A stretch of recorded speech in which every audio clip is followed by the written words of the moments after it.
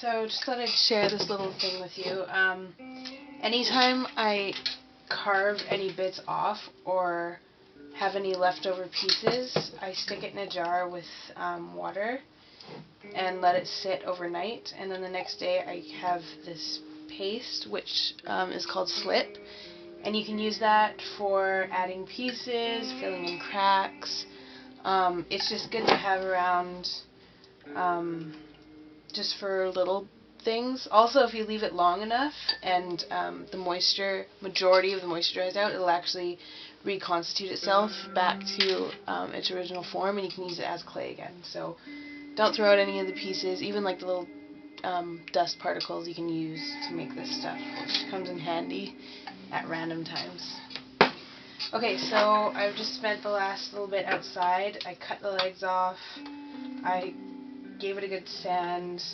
So now I have a really basic form, and then I can start really adding detail work.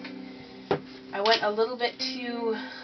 took a little bit too much off on the inner right leg, so it actually wore down to the armatures. So I'm going to fill that bit in with epoxy so that it doesn't break, because now this is a weak spot, and if I put too much pressure on it, it could crack later.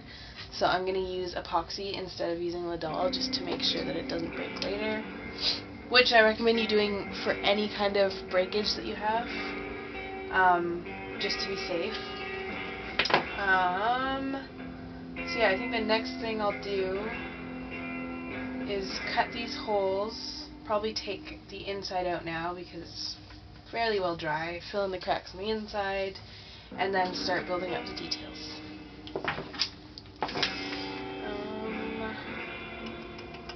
I still haven't really worked on the back of the torso, like I haven't put in the shoulders or anything yet, but I'm going to wait till later to do that, because that can be added in after. Yeah. Also, the boobs aren't quite how I want them to be, so I gotta perfect those as well. Yeah, and if you're wondering why the torso is so long, it's because I made it a little bit longer than I wanted it, so that when I cut these pieces in half, any material that I lose will bring it down to the length that I want.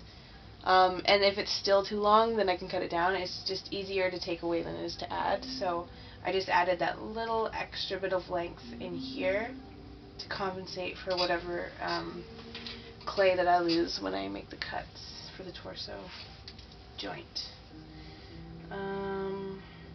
Yeah. So I'll start cutting this one now.